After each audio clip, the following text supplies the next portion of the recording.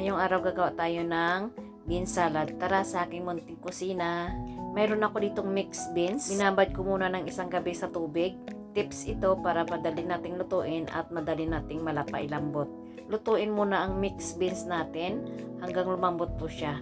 At dahil luto na yung ating mixed beans, salain po muna ito natin para matanggal po yung tubig. Naghiwa na ako ng isang piraso ng bell pepper o pidada. Kunin natin yung puti dahil ang puti ay mapait. Tapos hiwain natin kung anong gusto nyo kaliit o ano kalaki. Ilagay natin sa malinis na lagayan o bowl. Pagkatapos natin itong ilagay na natin yung ating mixed beans kanina na nilaga na at naluto. Maglagay kayo ng asin, i-tsansa nyo lang. Pagkatapos maglagay kayo ng kalahating lemon, kung ang lemon kalamansi. O ayan, tapos na yung ating mixed bean salad. O diba, masarap na, masustansya pa. Maraming salamat sa panonood and God bless you. Bye bye!